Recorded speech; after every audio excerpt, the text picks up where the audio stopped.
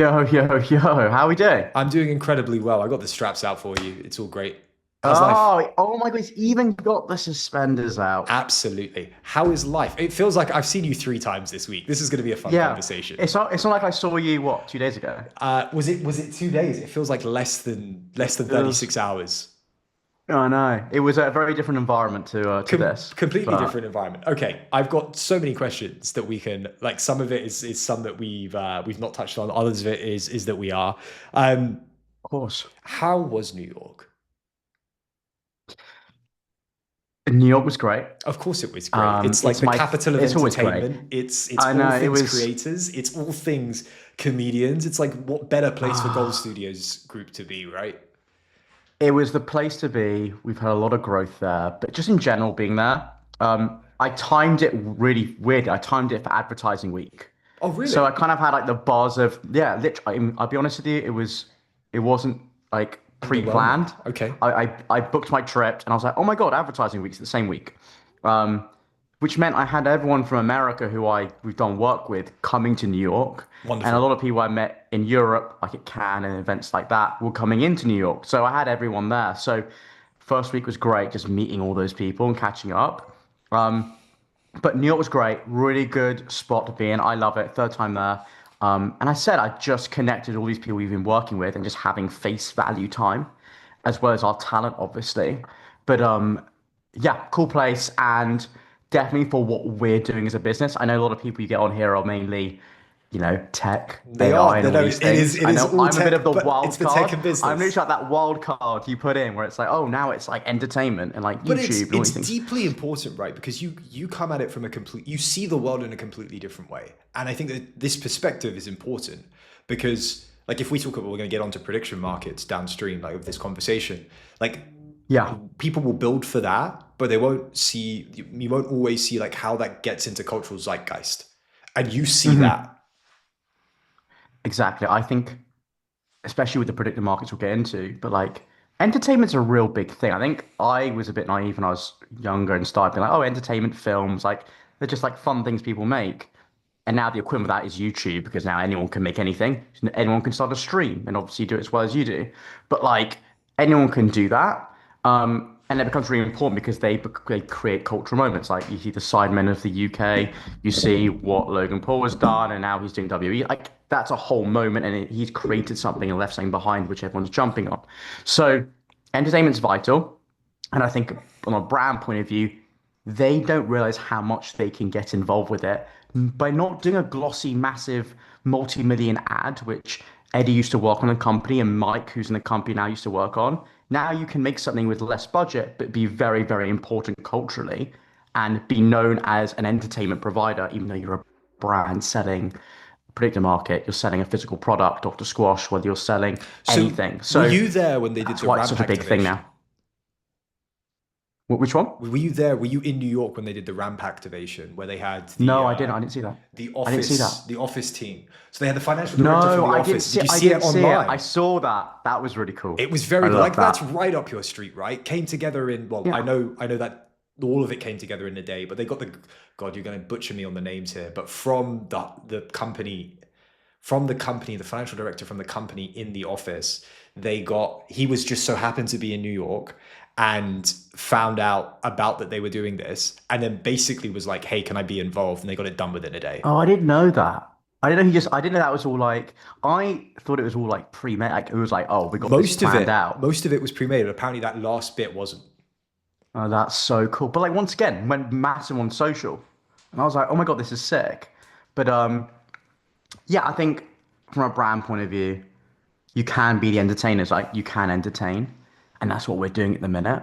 And I think a lot of other brands can jump on it. But you've seen we've been kind of barking about that a lot now, and still doing that.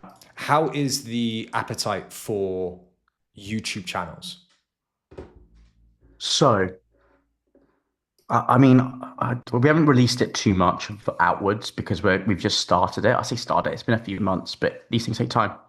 We're doing stuff with Betway and Jackpot City, based in Canada, and I've been telling a lot of people about what we're doing with them.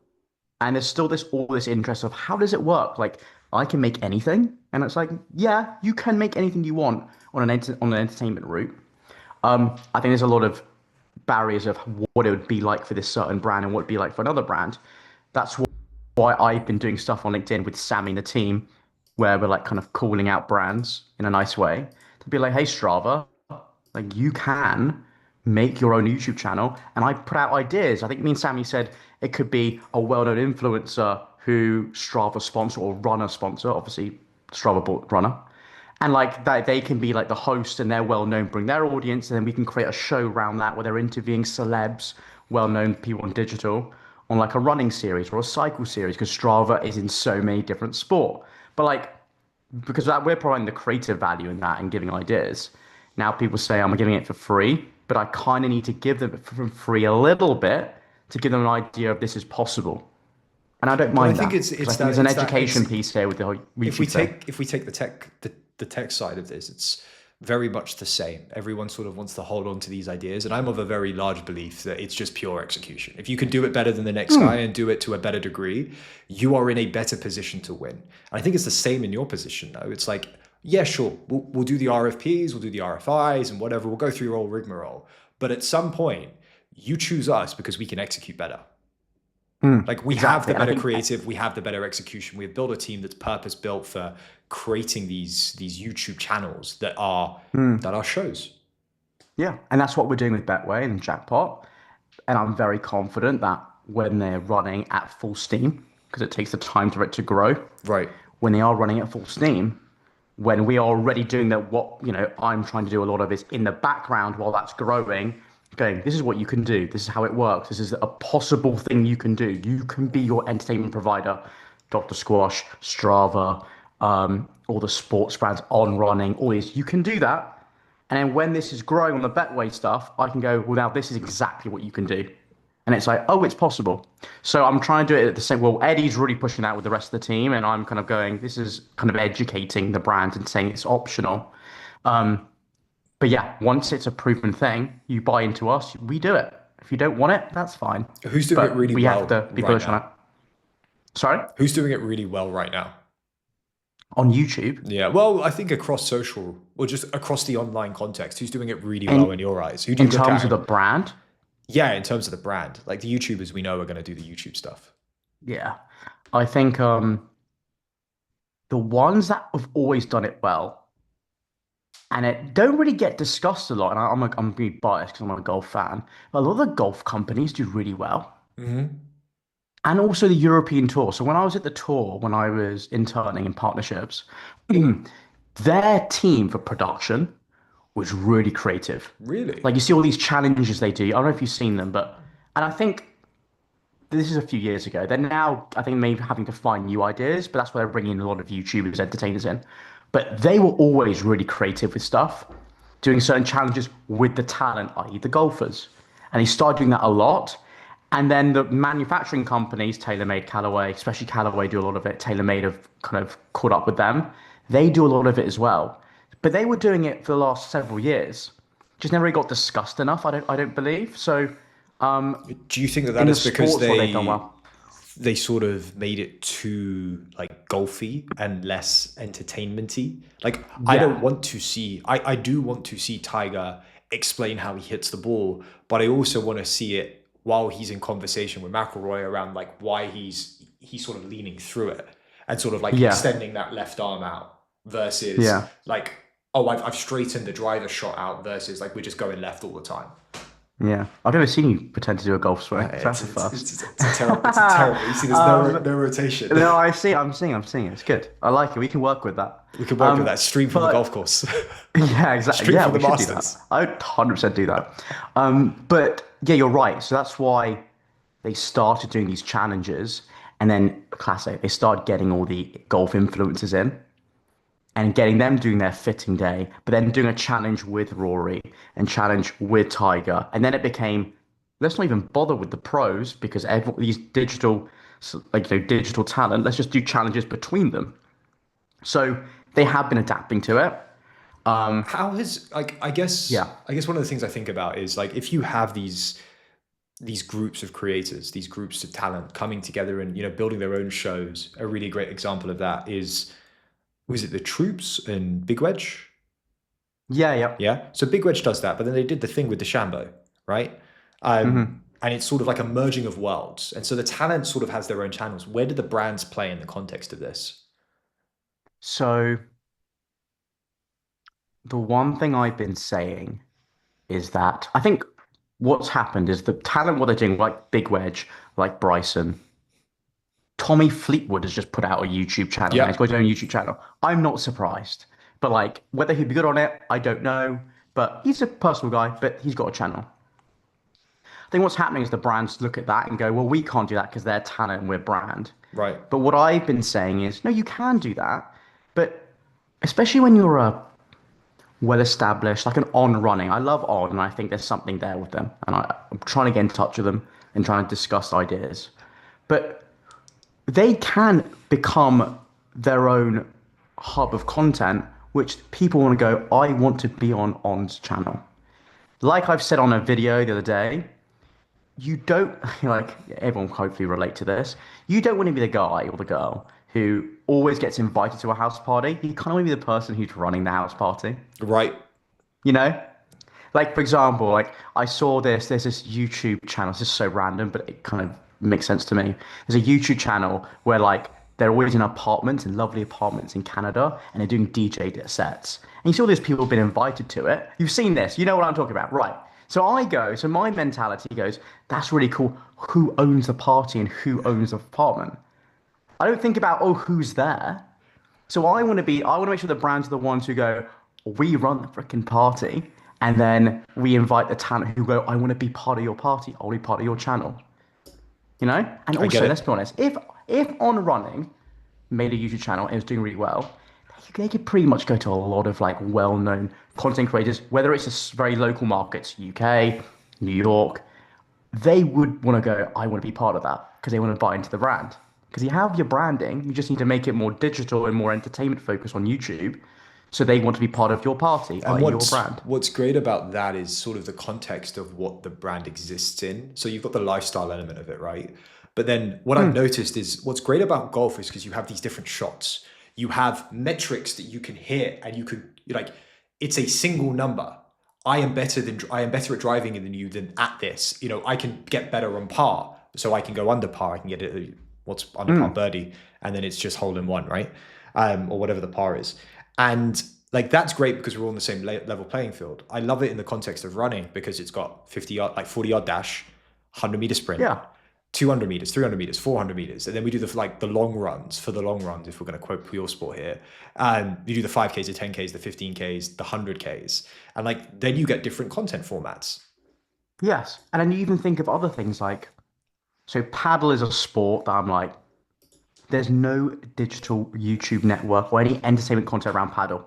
So I'm like, that's a whole new market open. My other thing is like Hide Rocks. I don't know if, I mean, I'd never ever do it. That Hide Rock stuff where it's like a really intense like circuit training. Mm-hmm. Like I saw them do some like documentary style, very like Wrexham kind of vibes, you know, like those like really high production documentaries, which is great. And I think there's a lot of them happening now. But why are they not doing something where it is like the High Rocks chat show? These are shit names, but just context. But like the High Rocks chat show where they are discussing getting celebrities in or digital talent and celebrating them and making them have a platform. Once again, be the house party, not just the ones being invited to the house party. So like there's a lot of different avenues, especially in sport.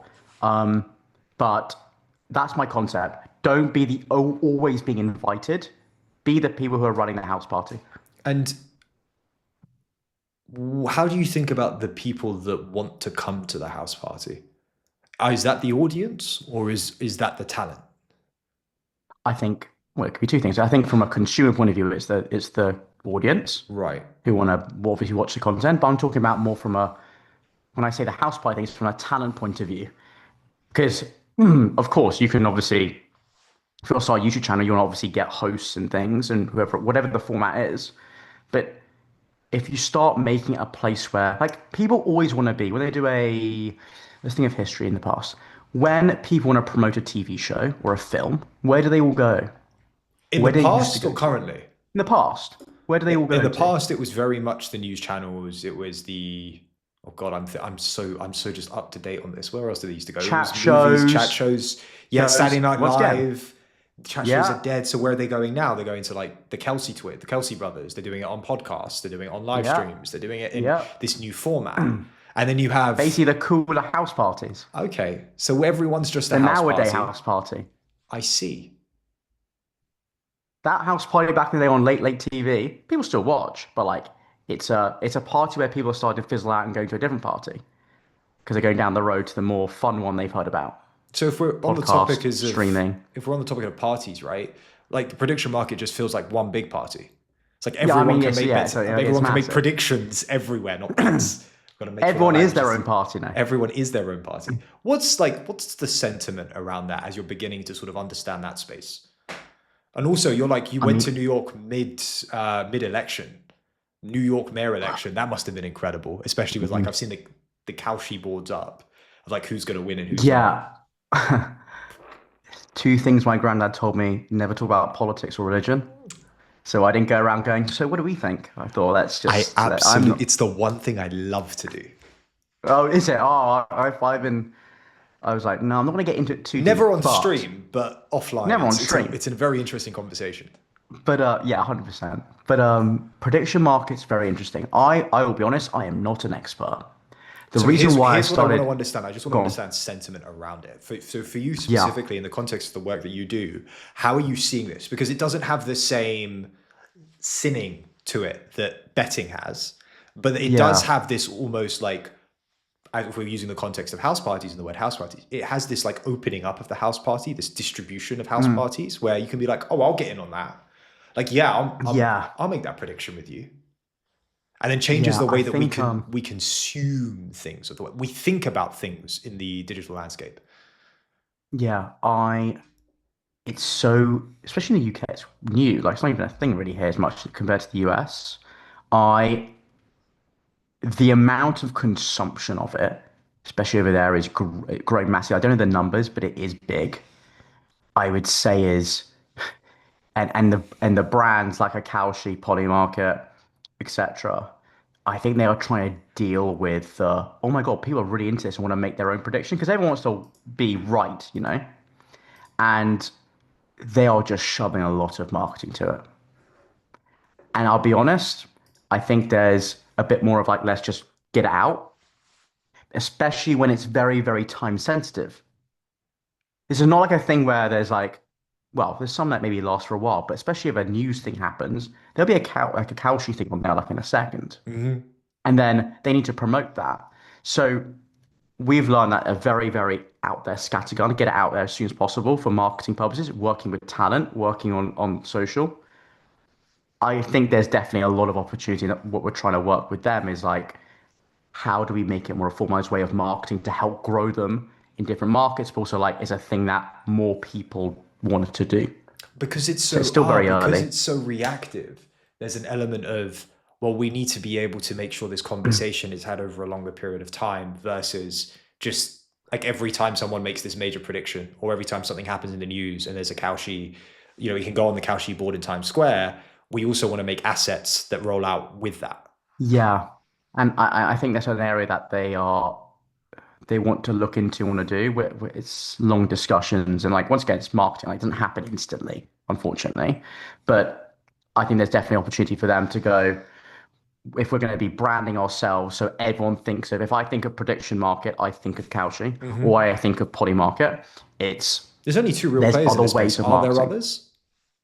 Those are the ones I've mainly worked with, but I haven't dabbled in. But once again, an area that we're looking into, especially with our the Gold Arena part of the company where we represent kind of like entertainment, casino, gambling talent.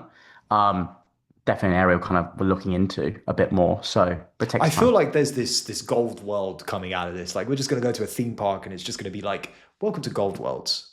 Yeah, I To know. gold. It's like Walt Disney for like Walt Disney theme parks, but just for There's a gold's lot of there's entertainment a and talent. lot there's a lot going on.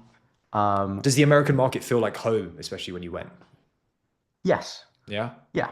I think personally for me, do well out there and I have a great team out there that's growing.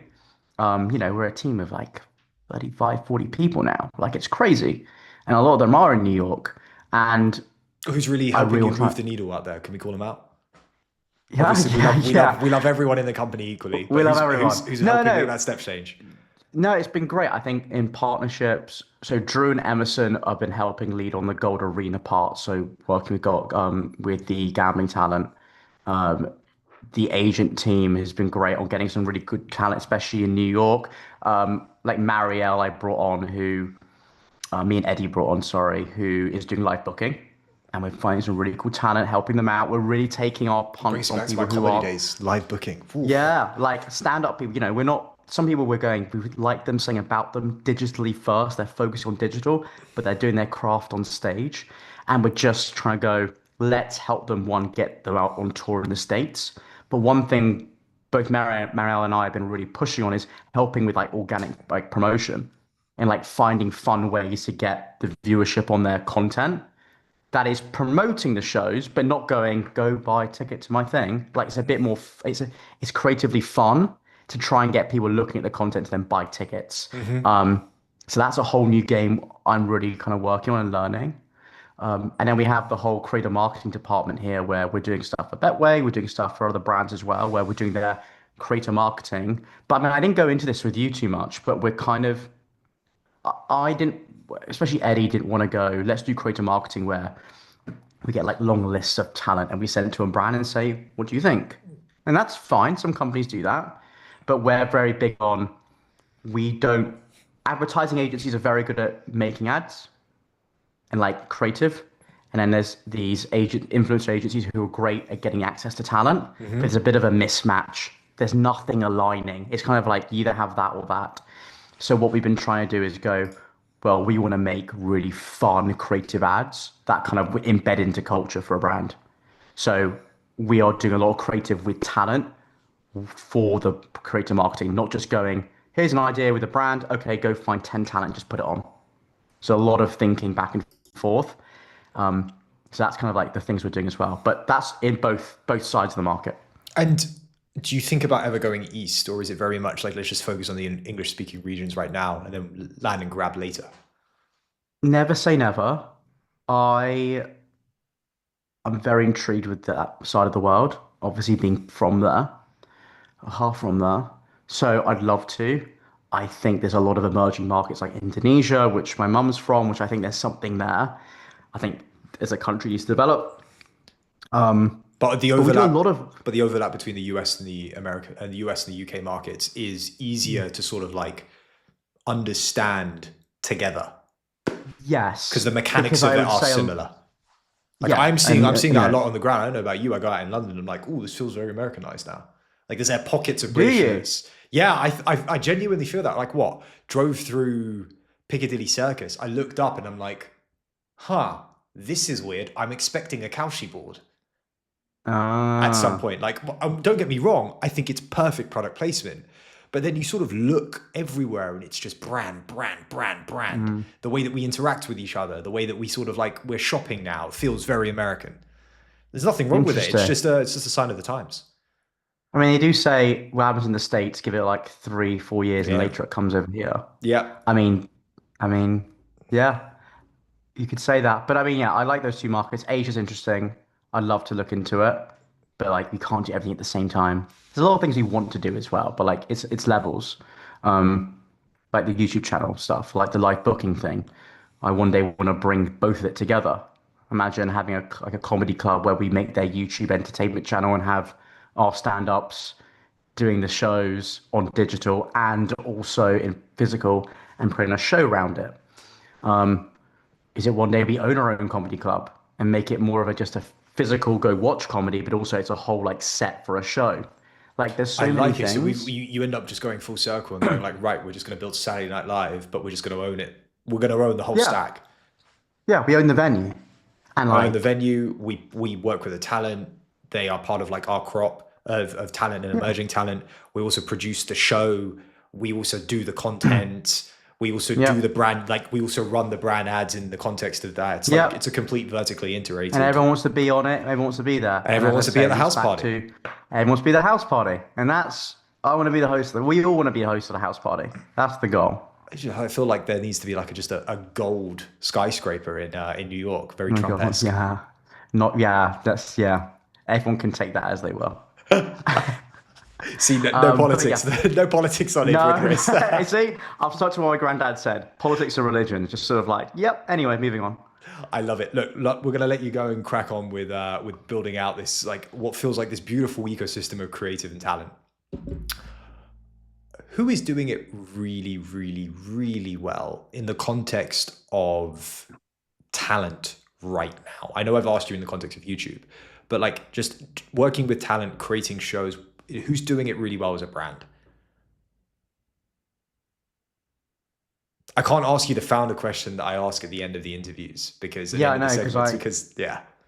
yeah, So we got to we got exactly. to we got to riff it slightly. We got to change We've it got to slightly. riff it. No, I like Or it. let's actually, you know what? Let's do this. Who's on your We're Mount changing it. Rushmore of talent No, to I like the work with? first question because I'm biased because I always say that what we're doing with Tucker is extremely interesting. You can't plug the portcos. You Okay, can't. fine. I can't plug the thing. It has to be someone It else. sounds. I said this last time to you. I think the whole thing with Bryson's unbelievable.